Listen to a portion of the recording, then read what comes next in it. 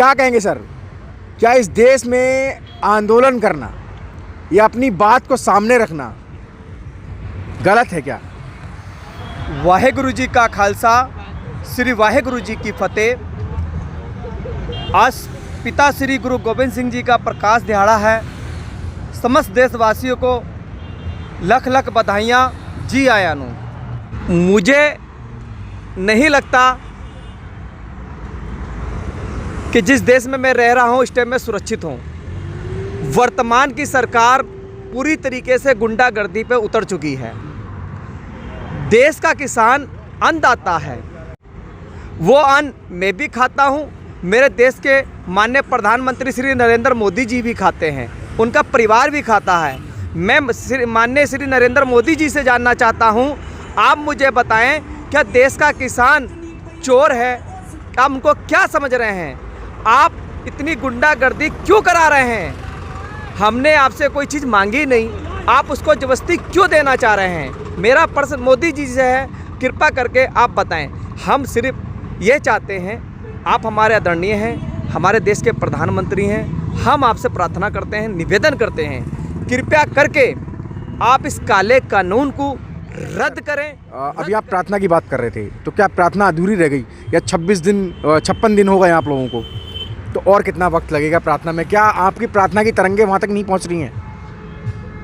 जो किसान होगा और जो किसान आंदोलन में आया होगा, मुझे उसको समझाने की ज़रूरत नहीं है।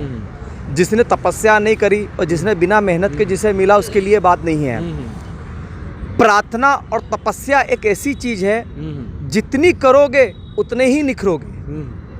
तो हाँ, ये ज़रूर है, जब हम खेत में खेती करते हैं तो एक खेती की फसल 4 महीने में होती है, और अगर हम 1 महीने में उसका फल लेना चाहें तो कहीं से नहीं मिल सकता, वो फसल बेकार होगी।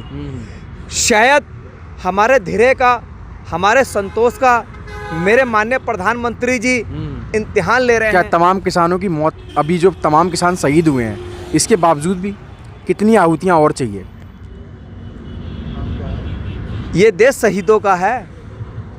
इस देश को आज़ाद कराने के लिए लाखों करोड़ों शहीद हुए हैं। उस समय तो बाहर के लोग थे ना सर, अभी तो घर के ही लोग हैं।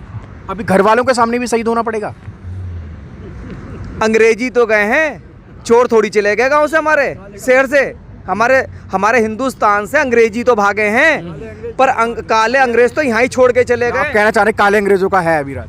वो तो है, आप देख लो। पहले ढिंडोरा पिटता था 70 साल।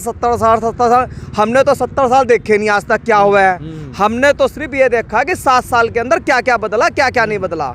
अगर गिनती गिनवाने बैठ जाऊंगा तो भैया तुम्हारी वीडियो बड़ी लंबी बन जाएगी। गिनवाइए थोड़ा। आप पहले सोच के चलो जी।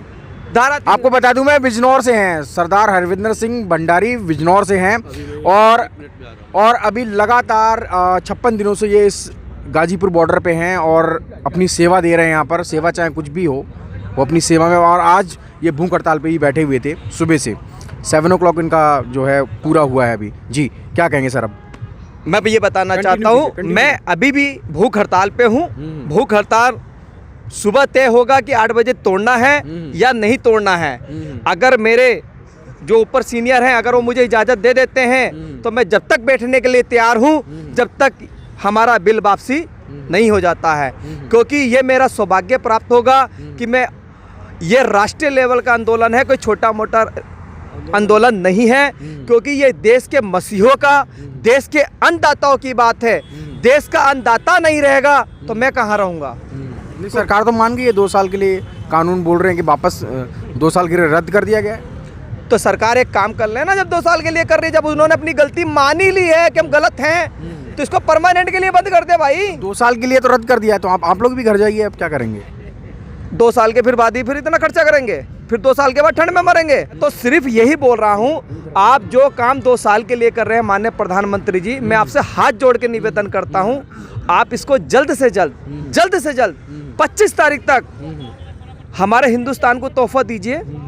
हमारे हिंदुस्तान को तोहफा दीजिए कि ये काला कानून रद्द कर दिया है। हम आपकी हृदय से इज्जत करते हैं।